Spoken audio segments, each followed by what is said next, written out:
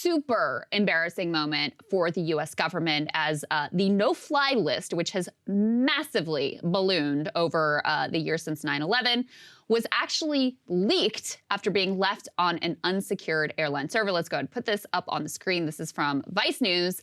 They say in the headline, US no-fly list leaks. It was left on that unsecured airline server. The list was discovered by a Swiss hacker, and it contains the names and birth dates and over 1 million entries.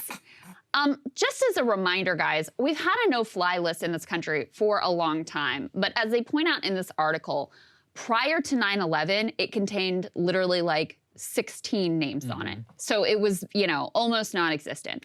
After 9/11, no one has any real insight into how large, but it had ballooned to, you know, 40,000, 80,000, something like that. And by the way, no due process about who gets put on this list or any process to get yourself taken off of the list. There's no way to even know if you're on the list. So this is a huge deal that this list has ultimately been obtained and leaked. The fact that it includes more than 1.5 million entries is really pretty wild, although they said many of those entries are aliases that all reference the same person. But one of the people involved here said it is so much bigger than I thought it would be. Yeah, the total number is somewhere between 47,000 and 81,000 people. And again, like, what does that even mean? And also, what are the justifications for doing that? To be clear, you do not have to be convicted of a crime, and they have no due process or burden of proof to be placed on the no-fly list. They simply have to suspect you. We had many of these cases after 9/11 where somebody who had a name that was similar to a terrorist name literally could not board a flight because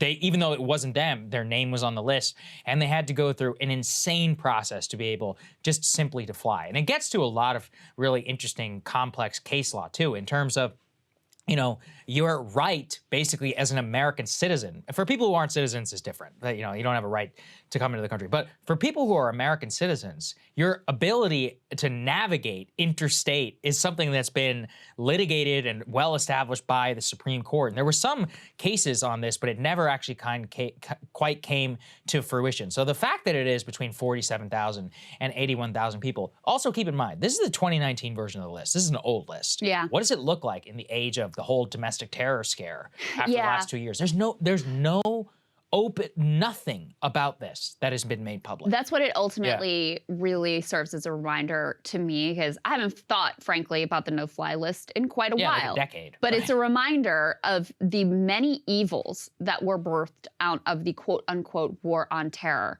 which they never go away. They just get expanded and then used for other purposes or by other political actors. And so the fact that, you know, something like this, which created a lot of uproar and a lot of questions from civil libertarians at the time, over time, Americans just sort of like accept that this is a thing that happens, that people got put on this list with absolutely no due process and ability to get themselves removed from it, that it can be expanded, that you can be added to it at any time.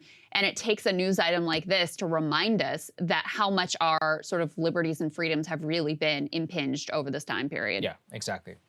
All right, guys, we love you. We'll have more for you later. Hey guys, ready or not, 2024 is fully upon us now, and Saagar and I have been brainstorming ways that we can really up our game for this critical election. Yeah, we rely on our premium subs to expand our coverage, to add staff, to upgrade the studio. We just want to give you the best independent coverage of this election, which is possible. So if you can help us out, become a premium subscriber today, breakingpoints.com, or the link is down here in the description video. It really means the world to us, and if you like what we're all about, this is the best possible way to keep us 100% independent, working only for you.